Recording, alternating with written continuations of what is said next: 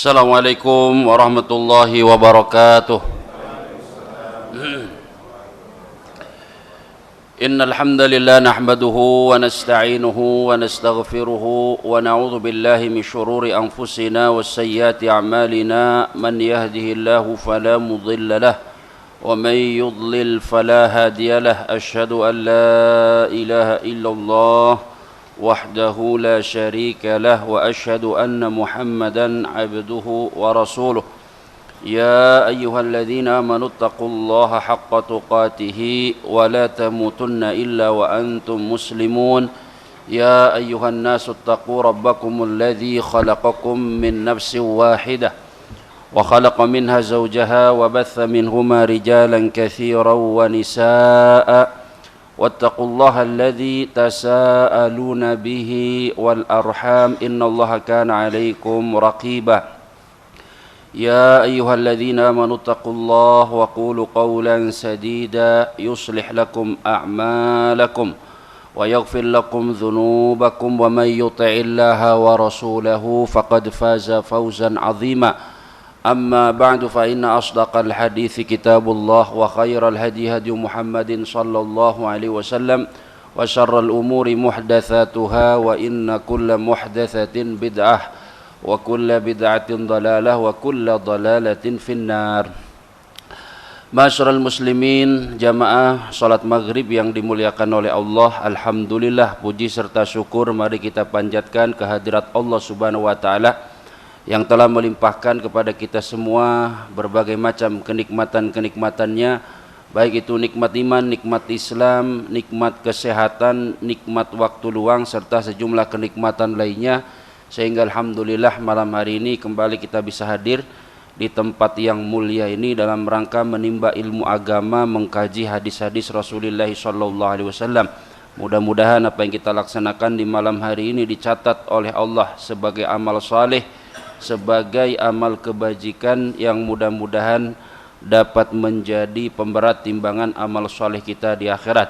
Salawat serta salam semoga senantiasa tercurahkan kepada Nabi kita Muhammad sallallahu alaihi wasallam yang telah membimbing umatnya menuju jalan kebenaran, menyelamatkan umat manusia dari kegelapan jahiliyah menuju ajaran Islam yang terang benderang. Baik hadirin jamaah salat maghrib yang dimuliakan oleh Allah, malam hari ini kembali kita akan mengkaji satu kitab, yaitu Bulughul Maram, yang berisi hadis-hadis Nabi Muhammad SAW yang berkaitan dengan masalah-masalah fikih. Malam hari ini kembali kita akan membahas, masih membahas hadis yang pertama dari kitab Bulughul Maram. Hadis tentang kesucian air al-bahar, yaitu air laut, kesucian air laut dan kehalalan bangkainya. Baik, jadi dalam kajian ini saya tidak terlalu menekankan masalah fikihnya, tetapi yang saya tekankan adalah beberapa aspek-aspek keilmuan, aspek-aspek keilmuan yang biasanya dipakai oleh para ulama, atau disiplin-disiplin ilmu yang biasanya dipakai oleh para ulama dalam menyimpulkan hukum. Jadi kajian ini intinya adalah sebagai bentuk edukasi bagi kita sebagai masyarakat awam, agar kita ini bisa menyikapi perbedaan dengan bijak, karena perbedaan-perbedaan yang terjadi dalam masalah fikih itu faktornya sangat banyak. Bukan hanya saja terkait misalnya bahwa seseorang itu mengikuti hawa nafsu misalnya. Kadang kalau kita masih belajar dalam tingkatan yang masih pemula, kadang-kadang kita seringkali terjebak dalam kondisi bahwa diri kita ini merasa sudah paling benar, sudah mengetahui banyak hal dan lain sebagainya. Padahal kalau kita mendalami ilmu semakin dalam, maka kita akan jumpai bahwa ilmu ini adalah bahrun la sahila lahu. Kata para ulama, ilmu ini adalah bahrun la sahila lahu. Ilmu ini adalah laut yang tak bertepi. Artinya sangat luas. Sangat luas. Dan perbedaan-perbedaan pendapat di kalangan ulama khususnya dalam masalah-masalah fikih itu tidak menandakan bahwa orang yang berlainan pendapat dengan kita itu serta-merta tidak berarti dia mengikuti hawa nafsu atau menolak hadis Rasul kita sallallahu alaihi wasallam atau ajaran sunnah Nabi sallallahu alaihi wasallam, tidak. Tetapi banyak faktor yang menyebabkan terjadinya perbedaan pendapat di kalangan para ulama. Karena kajian satu hadis saja itu sangat berkaitan erat dengan berbagai macam disiplin ilmu. Sementara ilmu fikih itu adalah ilmu yang sudah instan. Ya, jadi kalau kita yang belajar yang masih awam, ya kita belajar ilmu fikih itu sudah instan. Ya, sudah instan. Kalau kita mendalami lagi, ya ternyata kan ilmu itu sangat luas. Tidak sesederhana yang kita bayangkan. Ya, artinya bahwa seorang apabila dia menuntut ilmu semakin dalam, maka dia akan menyadari akan kebodohan dirinya, akan menyadari bahwa ilmu yang selama ini dia kumpulkan itu hanyalah sedikit. Ya, maka itu dalam suatu ungkapan bahasa Arab disebutkan bahwa al-ilmu thalathatu ashbar. Ilmu itu ada 3 jengkal. 3 jengkal itu maksudnya 3 tingkatan. Ilmu itu ada 3 tingkatan. Man dakhala fi syibril awal takabbara. Barang siapa yang masuk di jengkal pertama, ya, di tahapan pertama baru masuk dia menggabungkan dirinya dalam ya kegiatan menuntut ilmu agama, takabbara. Biasanya dia takabur. Ya, takabur. Biasanya merasa dirinya sudah banyak ilmu. Ya. Wa man dakhala fi syibri tsani tawadha'a. Tapi semakin dia terus melanjutkan proses belajarnya, dia masuk ke tahapan berikutnya. Ya, masuk ke tahapan berikutnya, ke jengkal yang kedua atau ke tahapan yang kedua, ke tingkat yang kedua, maka di situ mulailah dia melihat bahwa ilmu ini sangat luas.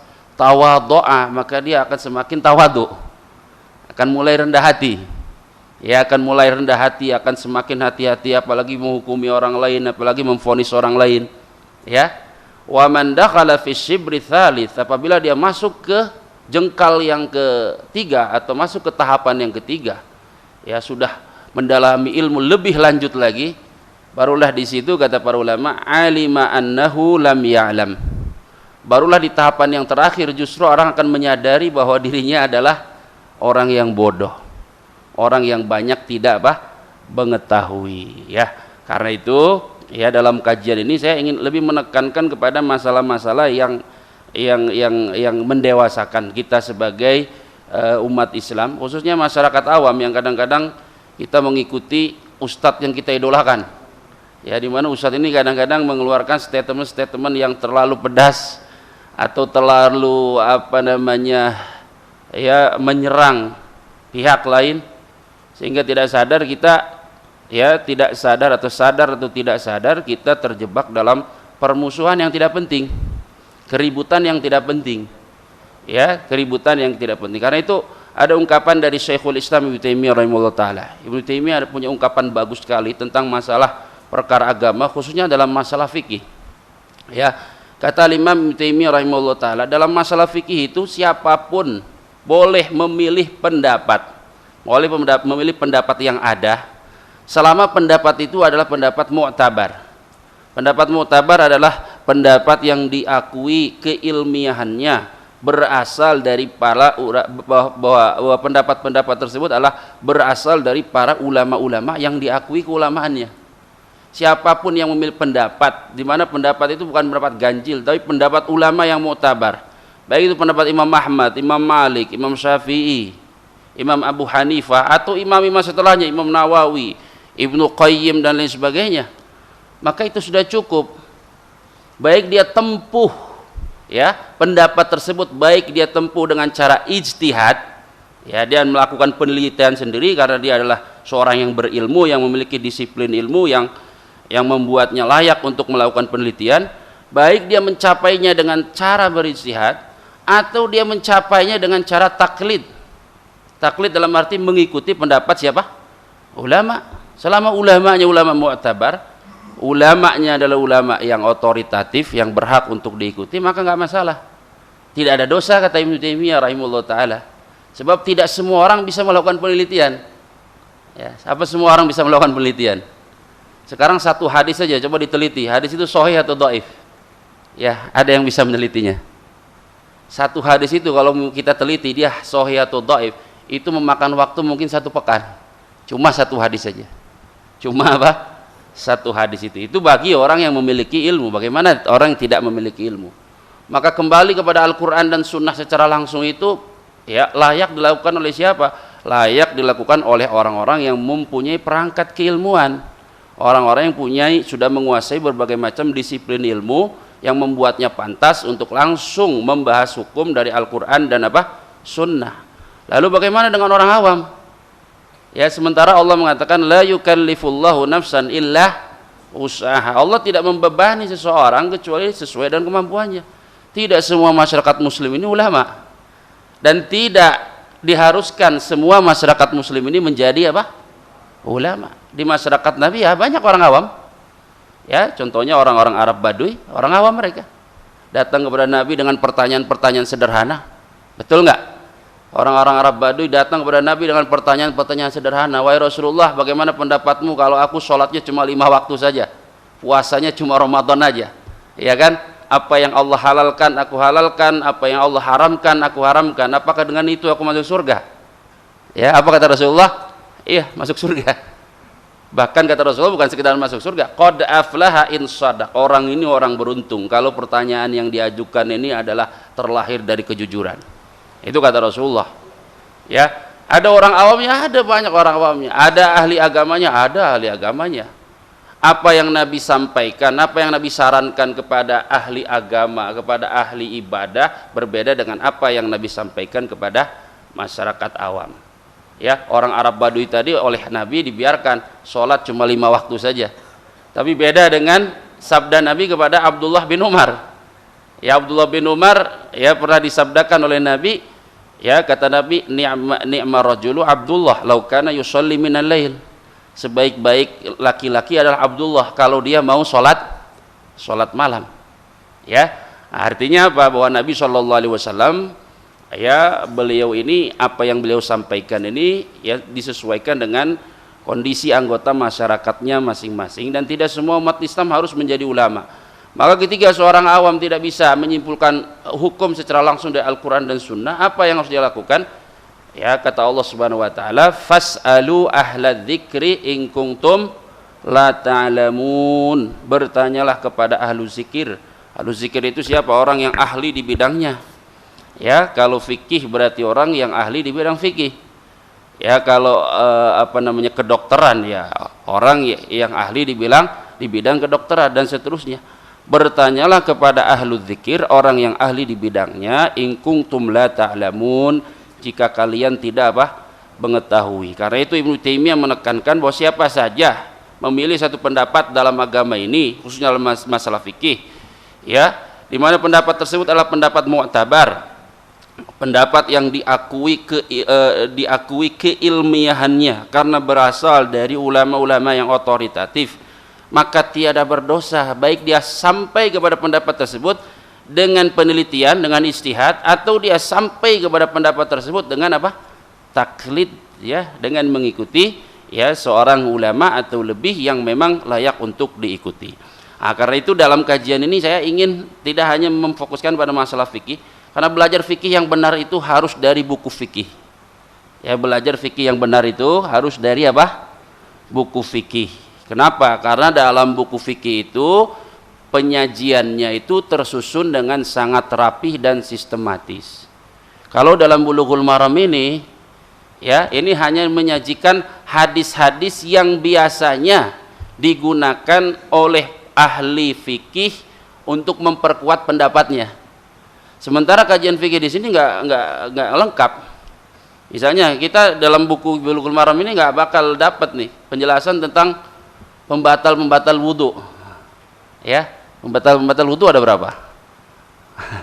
Ya, tidak ada dalam kitab Bulughul Maram ini. Adanya di mana? Kitab-kitab fikih. Kitab-kitab fikih ada dijelaskan. Dan itu hasil penelitian ulama yang sudah disederhanakan. Ya. Namanya matan-matan fikih. Memang tidak ada dalilnya supaya orang mudah menghafal, terlebih dahulu mudah menghafal. Dalilnya nanti apa? Di buku lanjutan, ada buku dalilnya yang lengkap di buku lanjutan, masing-masing mazhab punya. Ya, masing-masing mazhab punya. Ya, jadi ya dalam kajian ini kita akan membahas ya beberapa aspeknya, khususnya adalah tentang bagaimana para ulama ini atau metode yang dipakai oleh para ulama dalam menyimpulkan hukum-hukum dari hadis-hadis Rasulullah SAW agar tergambar bagi kita semua bahwa perbedaan-perbedaan yang terjadi ini bukan ya terjadi karena para ulama yang berbeda dengan kita ini mengikuti hawa nafsu, nauzubillah, ya, atau dia tidak mengikuti sunnah Nabi atau hadis Nabi, tidak serta-merta seperti itu. Apalagi kalau pendapat itu adalah pendapat ulama yang mu'tabar, pendapat Imam Syafi'i, pendapat Imam Abu Hanifah, pendapat Imam Ahmad, pendapat Imam Malik dan ulama-ulama lainnya yang diakui kealimannya, keulamaannya dan kehati-hatian mereka dalam menjalani ketaatan mereka kepada Allah Subhanahu wa taala. Baik, hadis pertama ya, An Abi Hurairah radhiyallahu taala anhu, dari sahabat Abu Hurairah radhiyallahu taala anhu. Abu Hurairah itu bukan nama, tapi adalah kunyah, ya, julukan, kunyah. Ya, semua julukan yang didahului oleh Abu atau ummu itu namanya kunyah.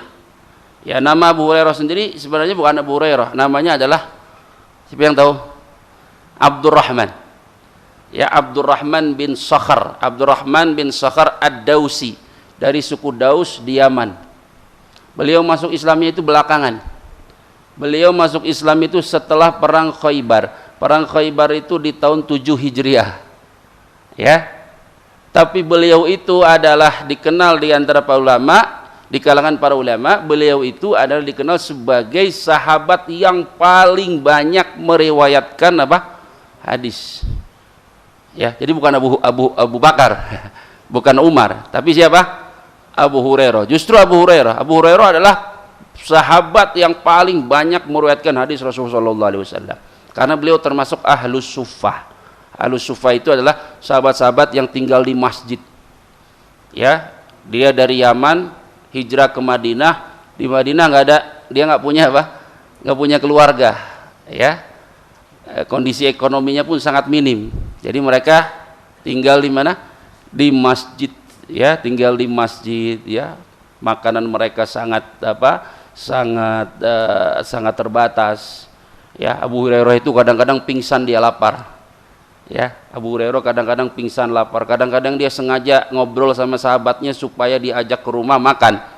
Ya, tapi banyak yang enggak yang enggak banyak yang enggak tidak mengerti. Suatu ketika yang mengerti cuma Rasulullah aja. Maka Rasulullah mengajak, ayo, ta'al ya Abu Hir, ke sini wahai Abu Hir. Maka Rasulullah memberikan kepadanya susu. Tapi kata Rasulullah, jangan diminum dulu, panggil dulu teman-temanmu. Panggil dulu teman-temanmu. Kata Abu Hurairah, ya Allah, padahal saya ketika itu lapar banget.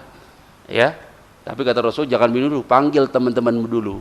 Dah, dipanggil, dah kasih teman-temanmu dulu. Ya, padahal kata Abu Hurairah, waduh, susunya cuma sedikit nih, saya dapat enggak?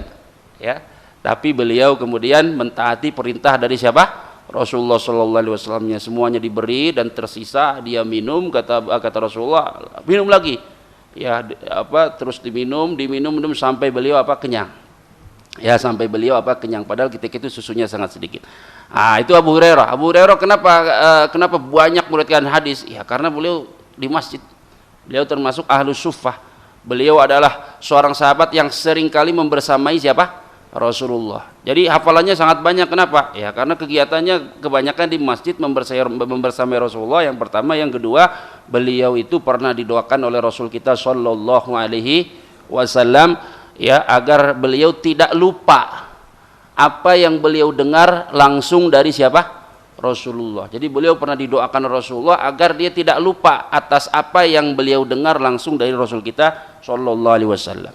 Karena itu sahabat yang paling banyak meriwayatkan hadis adalah sahabat Abu Hurairah radhiyallahu taala anhu, yang nama asli beliau adalah Abdurrahman bin Sakhar. Nah, karena itu para ahli hadis atau ulama hadis menyebutkan bahwa ya seringkali seseorang itu lebih dikenal dengan kunyahnya daripada namanya.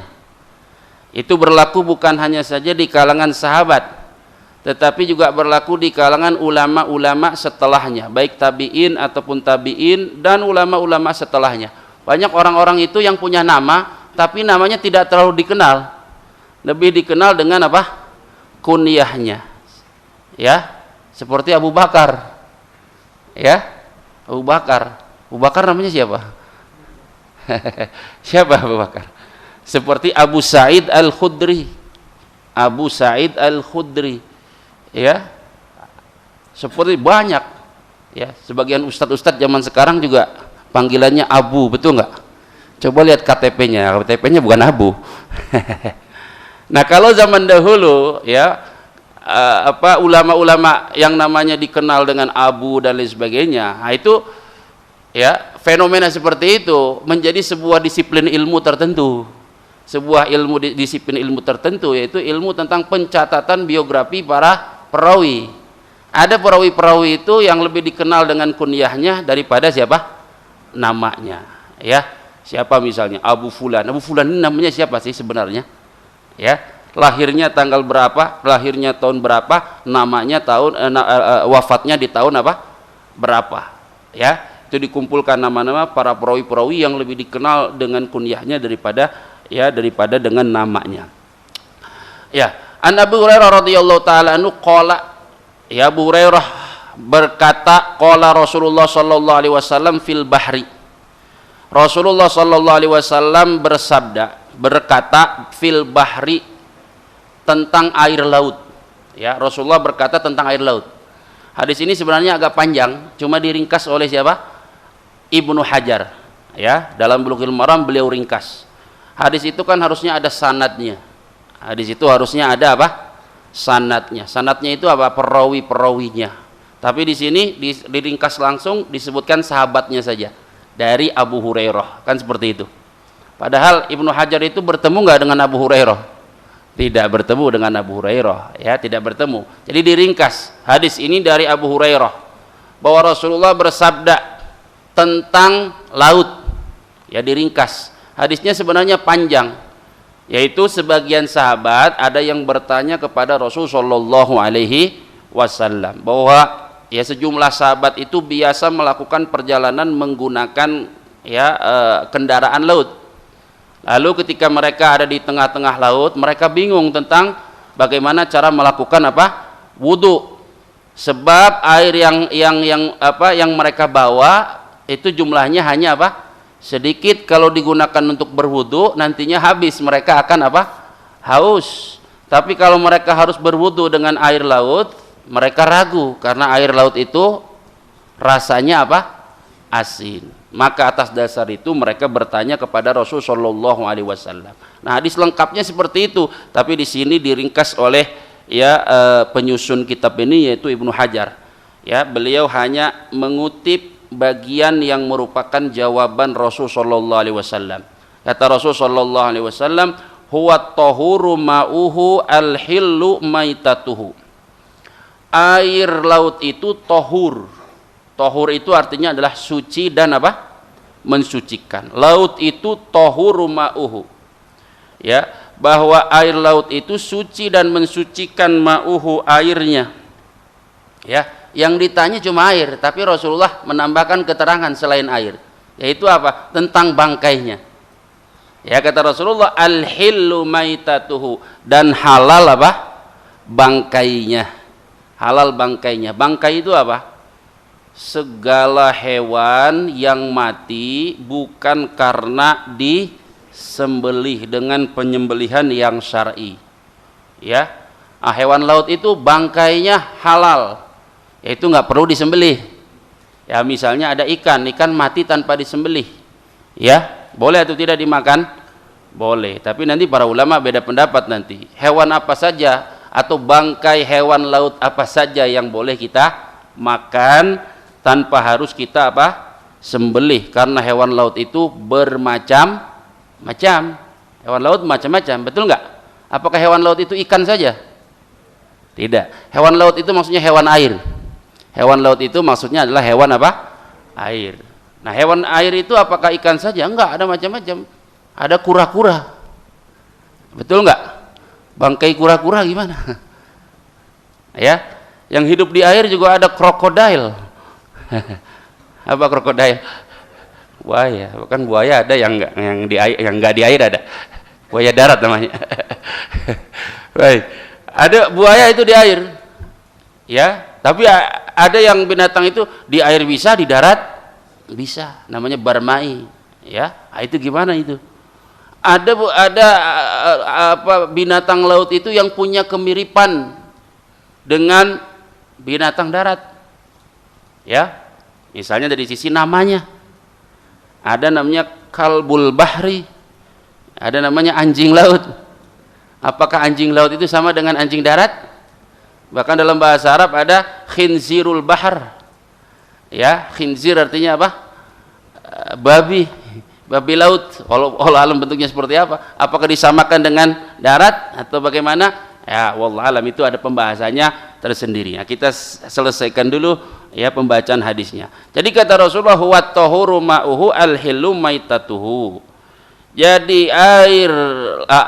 jadi laut itu suci dan mensucikan airnya, al-hillu maitatuhu, dan halal pula bangkainya.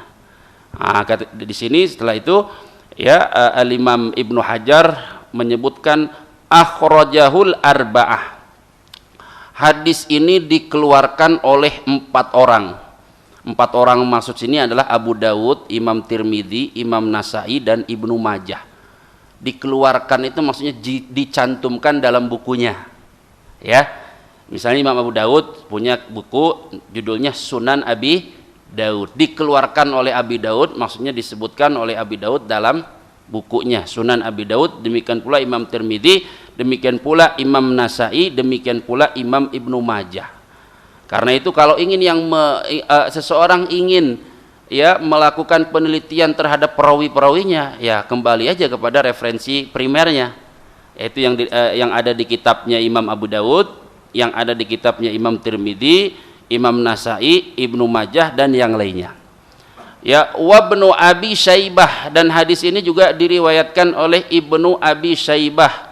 Wal lafdzu lahu, dan redaksi yang ada dalam buku ini adalah redaksi dari Ibnu Abi Syaibah. Ya, karena hadis itu bisa jadi redaksinya berbeda-beda, redaksi bunyinya berbeda-beda walaupun misalnya maknanya sama, tetapi beberapa lafaz-lafaznya berbeda. Nah, kemudian kata Imam Ibnu Hajar Al-Asqalani, beliau mengatakan wa shahhahahu Ibnu Khuzaimah wa Tirmidzi, dan hadis ini disahihkan oleh Ibnu Khuzaimah dan disahihkan oleh At-Tirmidzi. Jadi hadis ini disahihkan oleh Ibnu Khuzaimah dan oleh siapa? At-Tirmidzi. Ungkapan penulis bahwa hadis ini disahihkan oleh Ibnu Khuzaimah dan oleh Imam Tirmidzi. Ungkapan ini menunjukkan bahwa ulama sesungguhnya berbeda pendapat tentang status kesohihan hadis ini. Karena kalau hadis ini sahih dan kesohihannya disepakati, misalnya riwayat Bukhari dan Muslim, apakah kita harus atau perlu menjelaskan? Misalnya hadis riwayat Bukhari dan Muslim, terus misalnya perlukah ditambahkan dan disahihkan oleh Al-Albani misalnya? Perlu nggak? Tidak perlu. Kenapa tidak perlu? Karena secara umum hadis riwayat Bukhari dan Muslim itu secara umum disepakati apanya? Kesohihannya, betul nggak? Disepakati kesohihannya. Nggak ada ulama, jarang kita temukan ulama, atau bahkan kita katakan nggak ada. Rawahul Bukhari, hadis ini diriwayatkan Bukhari dan disohihkan oleh Imam Tirmidzi misalnya, nggak ada. Atau disohihkan oleh Al-Albani, nggak ada. Kenapa? Secara umum yang ada dalam Sahih Bukhari adalah hadis yang sahih. Hanya ada beberapa aja yang mungkin dikritisi oleh para ulama. Habis secara umum sahih. Tapi kalau selain Bukhari dan Muslim masih perlu ada penjelasan dari ulama lainnya. Karena biasanya misalnya sebuah hadis diriwayatkan Imam Tirmidzi, itu enggak semuanya sahih. Ya, hadis diriwayatkan oleh Ibnu Majah, tidak semuanya sahih. Hadis diriwayatkan oleh Imam Nasai, tidak semuanya sahih. Hadis diriwayatkan oleh apalagi Ad-Darimi, Ahmad, dan lain sebagainya, tidak semuanya sahih. Karena itu di sini Al-Imam Ibnu Hajar Al-Asqalani rahimahullah taala beliau mengatakan wa sahahu Ibnu Khuzaimah wa Tirmidzi. Hadis ini disahihkan oleh Imam Ibnu Khuzaimah Ya, yang wafat tahun 311 Hijriah. Wa Tirmidzi, dan disahihkan oleh Imam Tirmidzi. Kenapa dia perlu untuk menambahkan penjelasan ini? Karena memang sesungguhnya ulama beda pendapat tentang kesohihan hadis apa? Hadis ini. Hadis ini sahih atau enggak? Ya, hadis ini sahih atau enggak? Hadis ini sahih atau enggak? Sekarang hadis sahih itu apa? Hadis sahih apa hadis sahih? Tahu enggak kamu hadis sahih? Apa hadis sahih? Kita sering, hadis sahih, hadis ini sahih. Apa hadis sahih itu?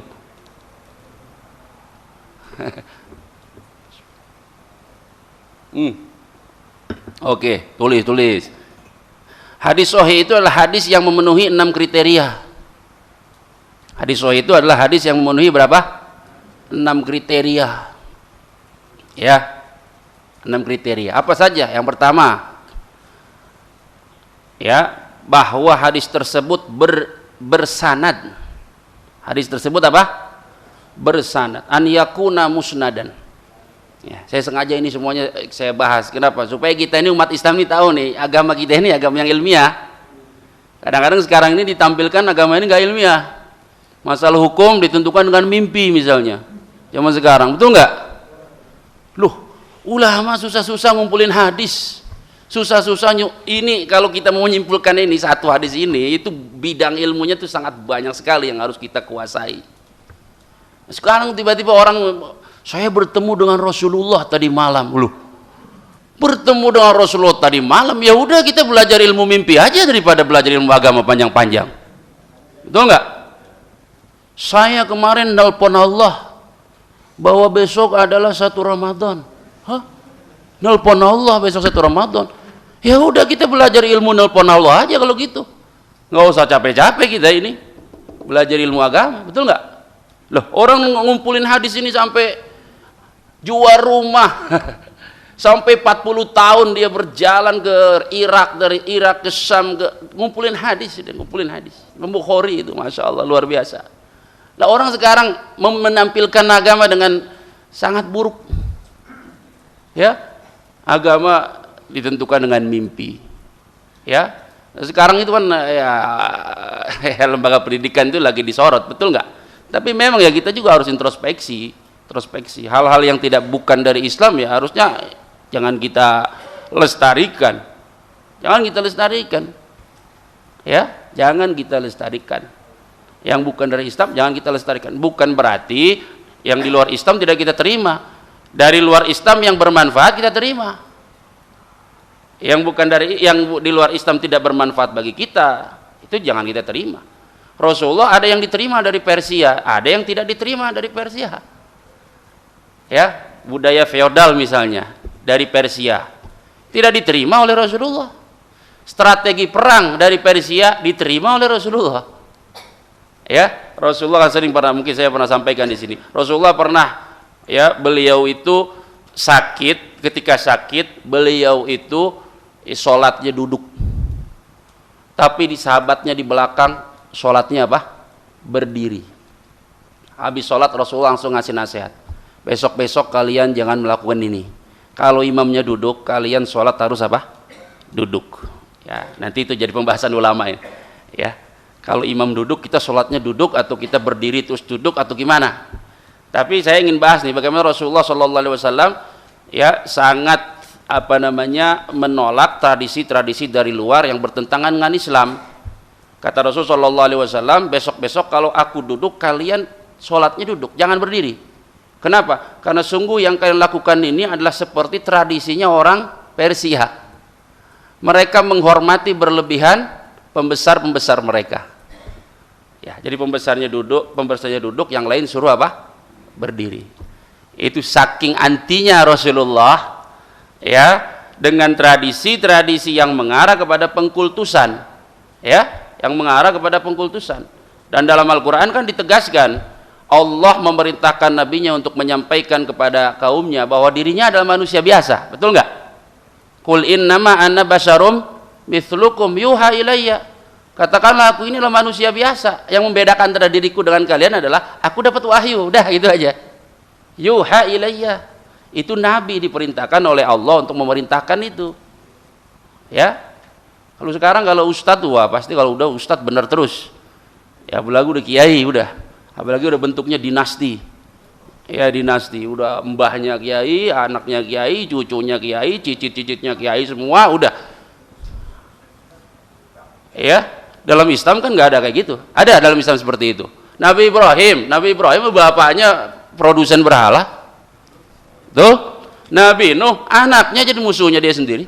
Nabi Lut istrinya apa? Ada seperti itu belajar dari Al-Quran seperti itu.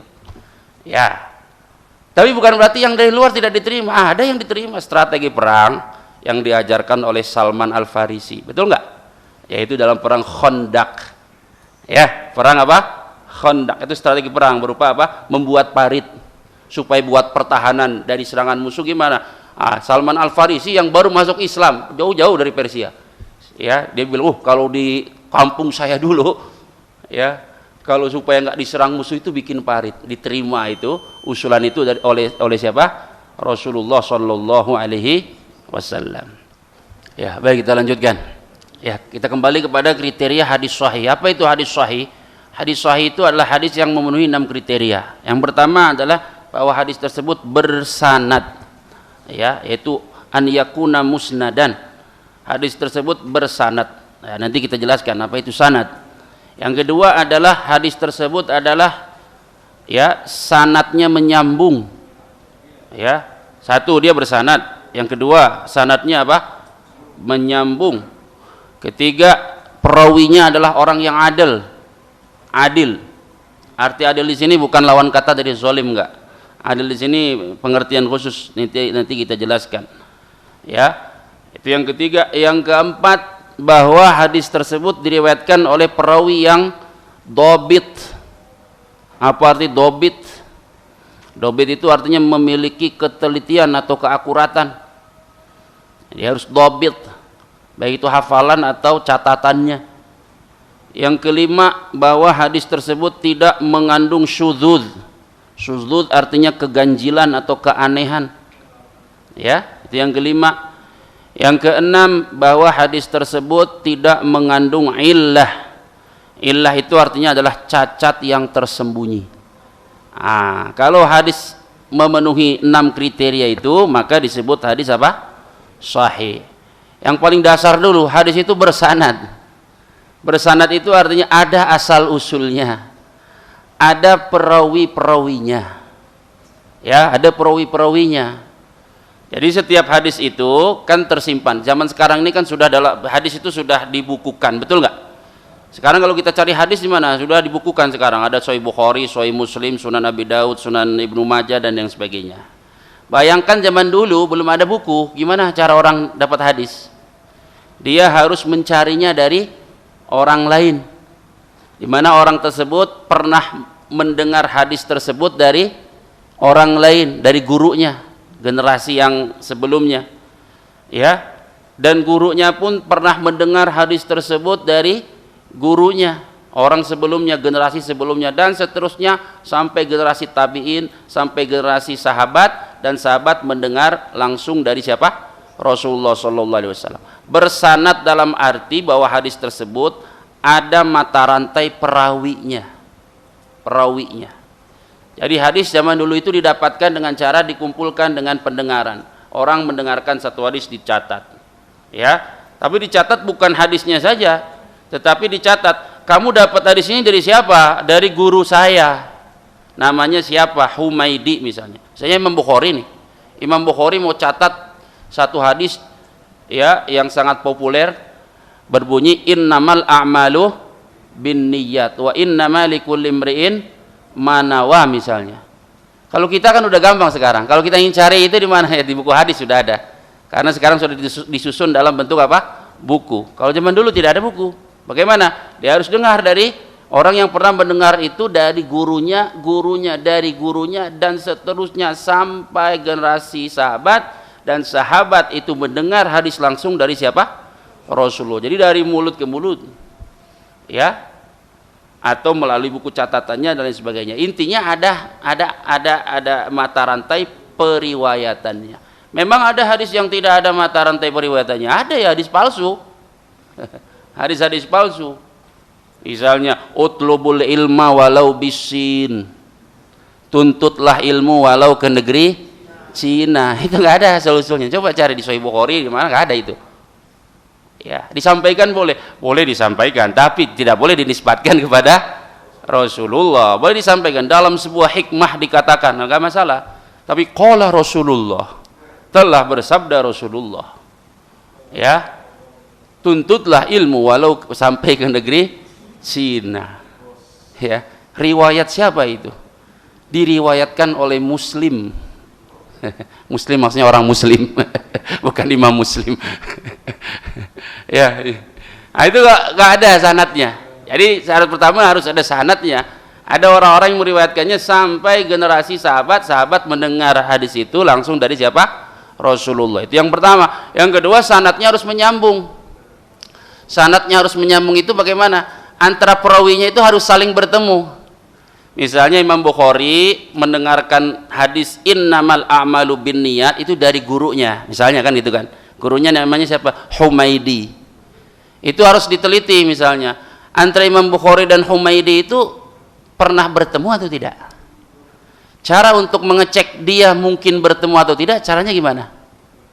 Hah? Ya, caranya adalah kita melihat kapan gurunya meninggal, kapan muridnya lahir. Kapan gurunya meninggal, kapan muridnya apa? Lahir. Misalnya kalau gurunya wafat di tahun 150 Hijriah, muridnya baru lahir di tahun 200 Hijriah, itu ketemu nggak? Nggak ketemu. Kalau tidak ketemu, itu namanya sanadnya tidak menyambung. Ya, artinya munqati, terputus.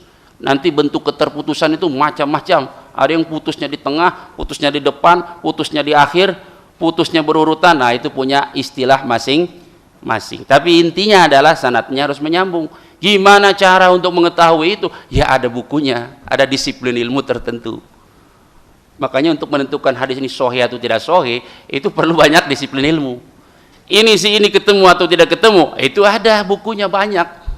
Namanya Kutubur Rijal, kitab-kitab yang menghimpun nama-nama perawi. Ada yang dikhususkan perawi-perawi yang hafalannya kuat, ada perawi-perawi yang dhaif dan lain sebagainya. Ya, itu syarat yang kedua. Syarat yang ketiga, perawinya harus adil. Adil itu apa? Adil itu 3.